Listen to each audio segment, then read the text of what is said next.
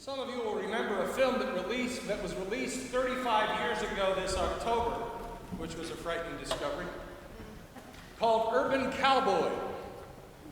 It was one of those films that sought to cash in on a contemporary trend, and that trend was all things cowboy.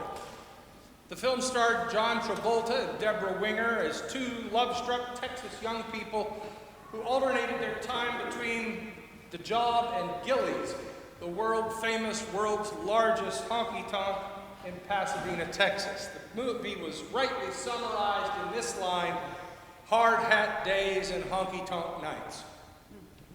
Urban Cowboy gave the culture things like line dancing and mechanical bulls. People were pulling on Western boots and jeans and Western shirts. Everyone, it seemed, owned a cowboy hat and did their best to learn the Western two-step. The trend stayed with us for quite some time and then sort of played out as country music changed. For some of us, the day that trend died was second only to the day disco died. Rest in peace and good riddance. But there was a song from Urban Cowboy that struck a chord with both country and pop fans. The song was Looking for Love in All the Wrong Places and was recorded by country singer Johnny Lee. It hit number 1 on Billboard's country chart and made it all the way to number 5 on Billboard's pop chart. It sort of summarized what was going on in the movie and in the culture. The chorus said, "I was looking for love in all the wrong places, looking for love in too many faces, searching your eyes, looking for traces of what I'm dreaming of, hoping to find a friend and a lover. God bless the day I discover another heart looking for love." There were all kinds of people who could relate to those sentiments back then. And there are still today. Just watch a little television and you'll be bombarded by ads for ChristianMingle.com, eHarmony, Match.com, FarmersOnly.com, OurTime.com for those of a more mature age level, and so many more. All kinds of people are still looking for love. And now that probability of love can be reduced to a series of zeros and ones, and the internet can help you find another heart looking for love.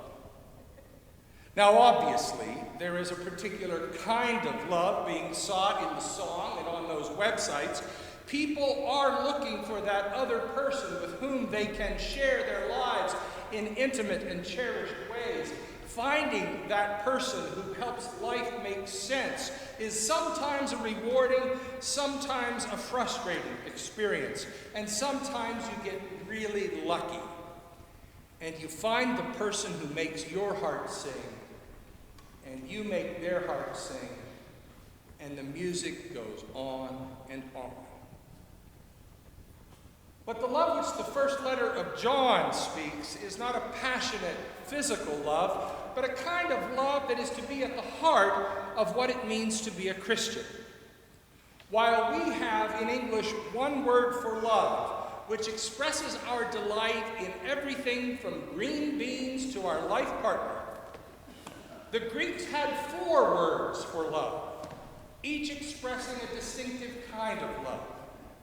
The word for love in our passage from the first letter of John is agape. Agape is the selfless, compassionate love in action that Christians are to have for one another and their neighbors. Agape flows not from the human heart, but from the selfless, compassionate love in action of God's own heart. In Paul's classic definition to the Corinthians, it is the love that is patient and kind. It is the love that is not envious or boastful or arrogant or rude. It is a love that does not insist on its own way. It is a love that is not irritable or resentful. It is a love that does not rejoice in wrongdoing, but rejoices in the truth. It is a love that bears all things, believes all things, hopes all things, endures all things. And this love never ends. This is the love that most imitates the very love of God, and it's not easy. Not by a long shot. John writes, everyone who believes that Jesus is the Christ has been born of God, and everyone who loves the parent loves the child. Okay, that makes sense. We're accustomed to hearing that. By this we know that we love the children of God when we love God and obey his commandments. Well, there's a little twist. Usually we think of obeying God's commandments as the way to prove our love for God. But this verse says that our love for God and our desire to keep God's commandments is proven when we love our Christian brothers and sisters. Love for God and love for one another grows out of a relationship with God. And who is God? For the Christian, God is defined by God's saving, redeeming, and recreating love made known in Jesus Christ. We know that, even though we sometimes forget to live it. But then the letter gives us a moment of challenge. For the love of God is this, that we obey his commandments, and his commandments are not burdensome. For whatever is born of God conquers the world. Now, I've been a Christian for nearly 58 years, and I have been a pastor for 29 years. And I got to tell you, there are days when loving God by loving my sisters and brothers in faith is pure burden. Some of my sisters and brothers in the faith drive me nuts. Not anyone here. When some Christians start spouting their version of Christianity in the media and in the congressional gathering places, I want to completely disassociate myself from them. There are days I don't want to be identified as a Christian because of what some of my sisters and brothers are up to. But the problem is it's not my choice. The problem is that love is a birthright of our faith. Love comes to us as both gift and grace. Love comes to us in times of despondency and unhappiness, and love comes to us in times of exuberance and cheerfulness. Love comes to us and makes us new.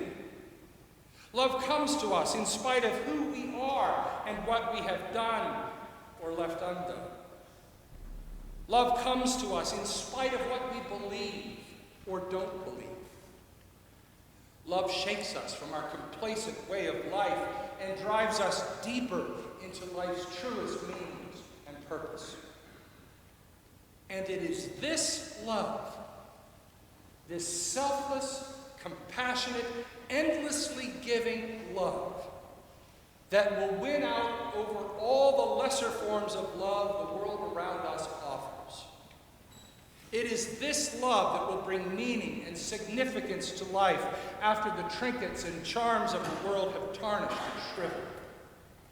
It is this love that brings forth the fullness and the richness of life that we always seem to be searching for, but in all the wrong places.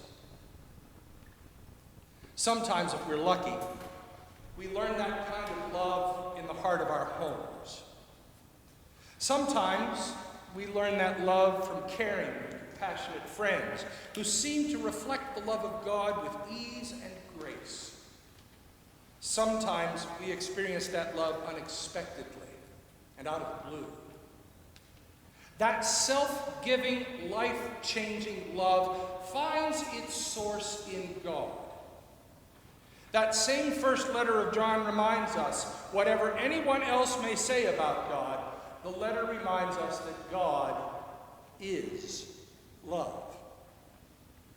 And God's people are to be people of love. And if we are going to be people of love, we have to look for love in all the right places, and chief among them is the very person of God made known to us in Jesus Christ. This agape love, this patient, kind, generous, understanding, compassionate love is the foundation of true life and true living. All other forms of love find their beginnings here. This is the right place to begin looking for love. In the lead up to the Gulf War, a group of Christians gathered for prayer. There were songs and scriptures and prayers, and then more songs and more scriptures and more prayers. It went on for quite a while.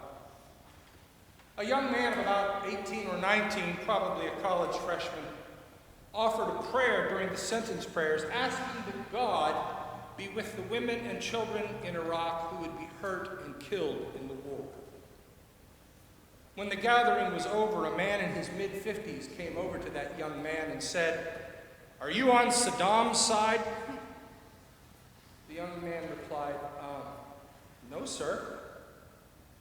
To which the man replied, "Well, you're praying for the wrong people." One got it, one didn't. One reflected the love of God, one moved toward the darkness. One lived the command of God, one walked the way of the world and not the way of God. By this we know that we are children of God, when we love God and obey his commandments. And his commandments are not burdensome, for whatever is born of God conquers the world.